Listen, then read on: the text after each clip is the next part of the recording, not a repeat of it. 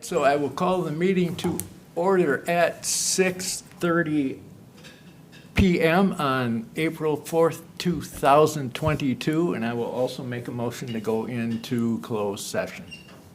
I'll second. Roll call vote, Howery, Yes? Green, Yes. Fisher, Cribino. Yes, sorry. Halverson is not quite here yet.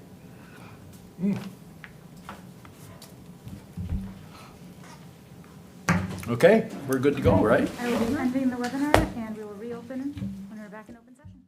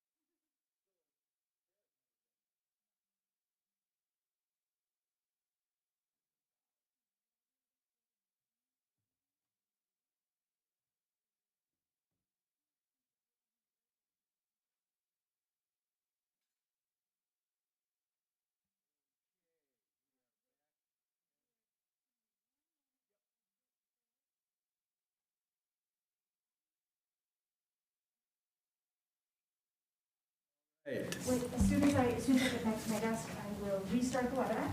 Oh, I'm sorry. No worries. Okay, I am restarting the webinar now.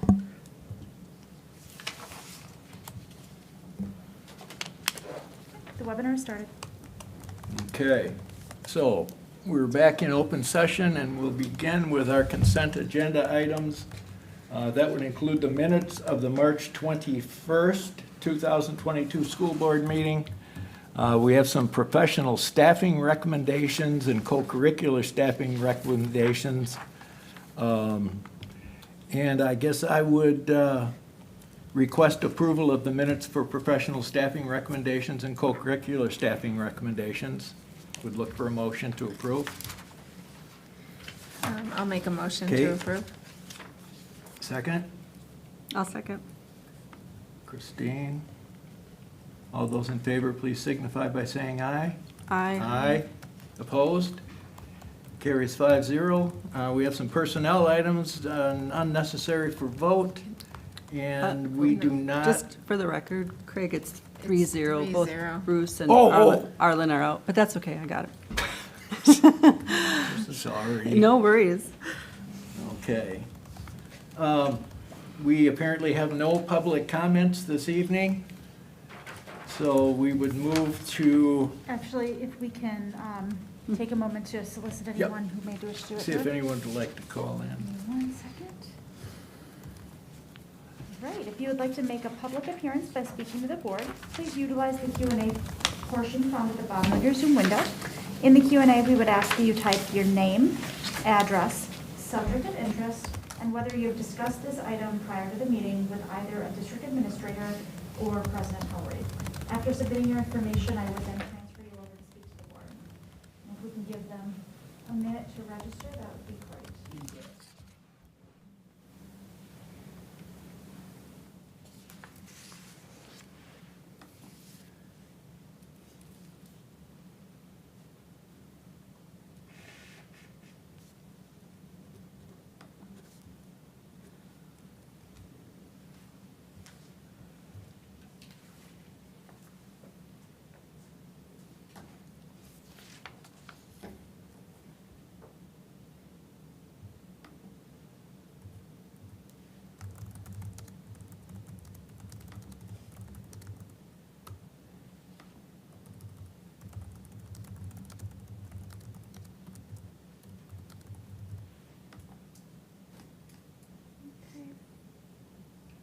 We have not had anyone that is registered.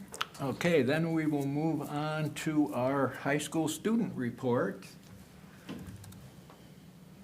And who have we got this evening here? Just me today. How are you guys doing? We're doing well, thank you. How are you? Awesome. All Excellent. right. Okay. Don't got a whole lot for you today. Just some updates on kind of McFarland High School happenings and stuff. One awesome, oh wait, here I skipped a slide. One awesome thing is our McFarland Model UN is going to be visiting Northwestern University and staying on campus for their annual Model United Nations conference this Thursday. So their students will simulate the actions of the United Nations in different committees and compete for delegate awards, which is super cool. Our Visual Arts Classic team also went to state last week. They brought home a variety of gold and silver medals and painted the rock outside our school, which is a tradition. The VIC is an art competition with 11 or 12 different categories related to a specific theme, with this year's theme being Art in Line. There are also a variety of other competitions like Art History Quiz Bowl. And so yeah, congrats to all those who competed. It's super awesome, super cool. Additionally, our forensics team is heading to state on Friday at DeForest High School. Forensics is a school club that focuses on individuals or groups that practice a public speaking piece so they can compete in competitions where judges rate their performances with feedback all the way to the state level. The purpose is to promote and encourage high schoolers to become more confident public speakers, which is an awesome skill to have. And finally, so there's been a planned field trip to the American Black Holocaust Museum, which is super awesome and a super amazing opportunity. So on April 21st, McFarland's Black Student Union and Multicultural Club will be visiting the American Black Holocaust Museum in Milwaukee. So a little bit about that. It was founded in 1988 by James Cameron. This museum is dedicated to the history of the Black Holocaust in America. Currently, 23 students will be attending and will be able to learn, study, and interpret centuries of Black history, which is just awesome. So, yeah. And Oh, I'm sorry, Zoe. I was gonna say, I think that just opened yeah, very it just recently.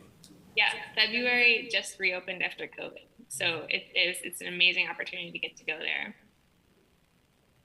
Anybody have any questions, comments? Yeah, Zoe, what's the feeling about the election tomorrow? Is there any kind of tangible excitement? I mean, I think probably a lot of students at McFarland High School at least, I think they're pretty confident that we're going to end up with an amazing school board and amazing board of trustees for the village. And yeah, I think people are really excited to see how their vote will matter in the end. So yeah. Yeah, thanks for getting that work done. Well, you got some folks registered as well. Right. Yeah. From what I understand.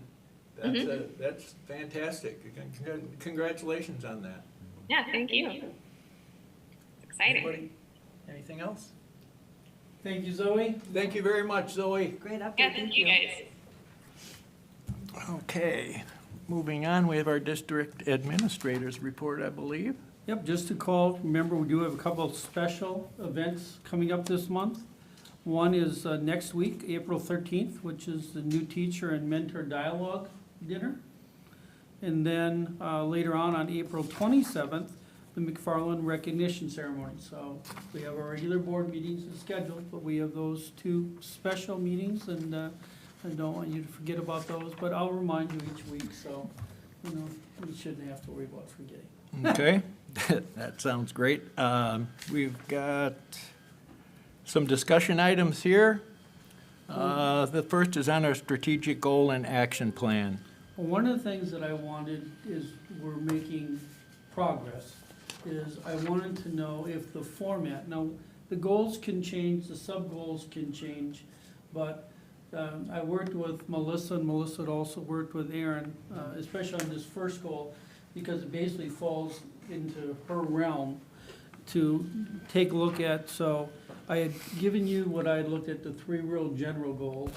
And so we took the first one, we broke that down into some that were more specific. Now, it's not that we can't add more of those, it's not that we can't rework those, but I wanted to make sure that the format that we were looking at was a format that you thought made sense to you and that you could do it. So what it would be is the larger goal, sub-goals, and then under each sub-goal would be, how we would use, what we use for measurement, I call it measurement of success, and then for methods of attainment. And if that makes sense to you, that format, then what the administrative council will do is will continue to flesh out and then bring it to you for feedback, make modifications and changes over the next several months. But I didn't want to go into, fleshing it out if this format didn't make sense to you, or if you thought a different format might make more sense to you. But at least what we do is we try to take one and say, here's how this might look. One of the things that we did, and Christine had mentioned it to me, is that we're trying to put equity through all of those. So the way that we did it here is to try, and I can make it clearer than it may have been, is that each of the goals, we're going to basically, we will disaggregate all of it to find out what is it that, are all of our groups making the same types of progress? And if not, then we can determine why they're not in making it. And maybe I can make that clearer. But our goal is for equity is to disaggregate all of the data in each of our categories, each of our goals, to make sure that, when we're saying the student body, we're talking about that will be with every section of our student body. So does the format in which I sent out, does that make sense? Is it something that you would want us to consider to flesh those out and then bring it back? And we always want your feedback. So if there's things that you think, Wayne, could you add X? Or Wayne, could you reword Y? We'll take that and do that, but I just didn't want to keep going farther down this process until I found out that this format made sense to you. I think the format is fine. I was wondering whether you and Christine came to an agreement on, yeah, we talked about rather than having equity as a pillar on its own, just have it kind of weave through all the other pillars as well. Did we decide that that was Well, I being think that's done? what everybody wanted is woven through. I may have to do different jobs of wording it for it to come through, but I think that was the goal throughout all of our plan, is that, the equity, I was gonna say provisions, I don't know if that's the right word, but that equity is woven into each of those goals, so that as we're taking a look at it, we know what the impact is on each of our student groups, and that we're having success among all of our groups, and I agree. Not lopsided from one over the other. Like I said, there may have to be some wording changes and all that, but this is like a rough draft to, which will have several months of modifications. Okay, But can I, please. There's a hand up. Oh, hand up. And Nichols? Oh, hi, Ann. Go right ahead. Hi, I was just gonna say that I think when we're talking about those pillars and not doing a one that's just equity based, it's because equity is who we are, not what we do. So equity needs to be something that is not a separate thing, it's in everything that we do. Does that make sense? I think that is why we went away from just a separate equity pillar, because it needs to be infused in everything that we do. Hard to disagree with that. right, and so I don't want to respond, Ann, because it sounds like I'm responding to you. And I got it, I get that, and I understand how that's the goal. I think my concern is only disaggregating data is not enough of a lens for equity. And that was my response was, I'm not seeing other ways. And even when I look at number 3, increased student engagement and learning, if it's all around CLR, right now CLR feels very equated with race. What I see from that, if I take an equity lens, is the only students who are not engaged in learning are our students of color. All of the methods of attainment are about CLR and not maybe looking at different ways that people learn generally. So you need to, I think what I'm trying to say is you need to look at it with different lenses so that you're not necessarily just looking at data, but also looking at if the ways that we're going to deal with it, making sure those are aligned, if I can. Yep, Yeah. and I'll be happy to take suggestions and all that, and we'll Yeah. work it, but if the format makes sense to everyone, we'll continue and we'll keep flushing and rewriting until we finally get to something that everybody says, you know what, I think that captures what we're looking for the next couple of years.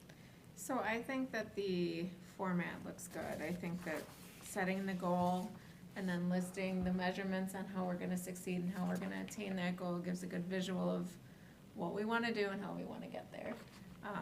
I think, as Christine said, just making sure that our methods of attainment are in line with the equity lens and making sure that, we're looking at more than Yep. one thing to get to that goal is important. And I agree, I think I like the layout as well. I think the only thought I had after I emailed about the data was, do we know this is a problem? So I think the goal 1 is, I think we do know ELA, we've seen that in our data, but I'm not seeing provide multiple pathways for students. What is the problem that we're strategically trying to solve? And so, and I think if you knew what the problem was around increased student engagement and learning, then your methods of fixing that would be aligned as well.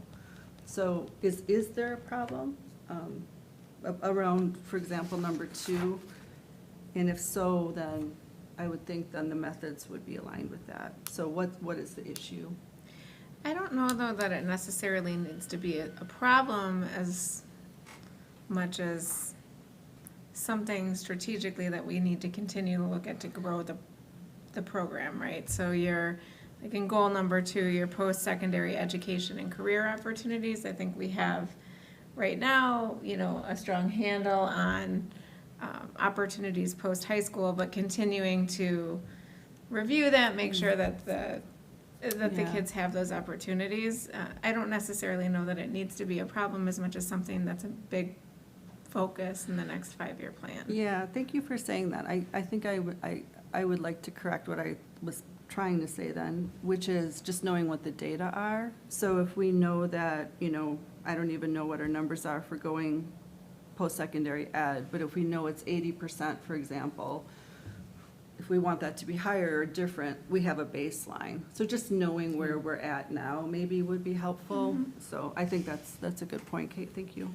And the reason that we picked that is the second goal was that we wanted to make certain that, you know, as was mentioned earlier, is that the school is more than just a college preparatory right. school. We need to make certain that schools, that every one of our students, there's different paths for success, Right. and some is just increasing the apprenticeships and programs like that to make sure we keep it well balanced so that depending on your interest or trade, there is a pathway to success.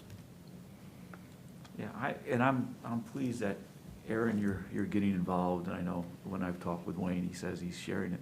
The only thing I feel is I kind of wish we could have, I don't know, you and I have talked about this, Dr. Anderson, about the idea that, you know, could we have a meeting where we could kind of just flesh out ideas? I sometimes think we often react, you know, what you're feeling about it, where I kind of would like us to almost have some brainstorming a little bit, where you throw ideas out there. It may not be efficient, though, so I'm trying to, you know, I mentioned to you in the letter that, you know, too many cooks spoil the broth. But I kind of would like to do that. I also think we're at an interesting time, obviously with the election tomorrow, and you're going to have 2 new board members. You know, obviously we want to include them, and obviously we try to include what, you know, Christine and Arlen have done as well. So, I don't know. Is that something that we could consider doing? Having like a retreat or something where we could actually talk about this? Sure. Or is it not?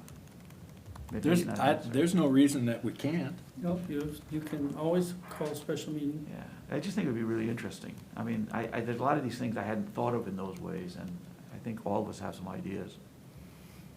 I think it would probably be more beneficial now to have that special meeting when the 2 new board members come on, I agree with that. you know, so one that can acclimate and get their thoughts and ideas as you're going.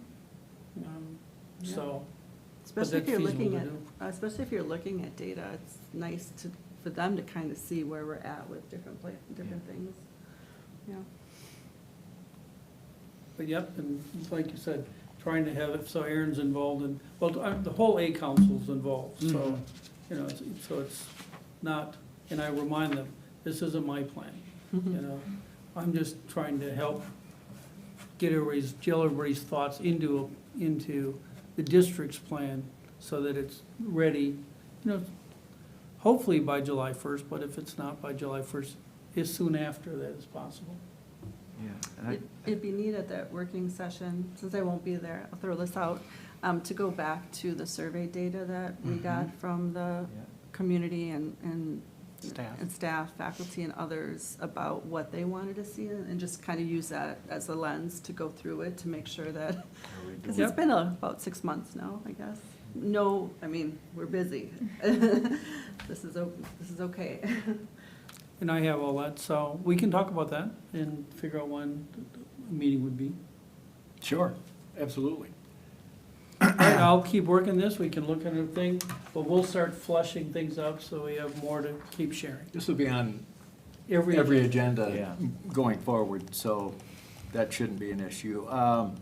The next item was going to be discussion and possible action on our COVID-19 protocols. I believe we're in a We don't have any situation with very recommended, I low. mean, today we actually had our largest number reported, that was 4, Yeah. which is right after spring break, so, but we've been going, 0, 1, 2, so, I mean, I don't want to make any predictions or say anything about anything, but at least as of right now, our numbers,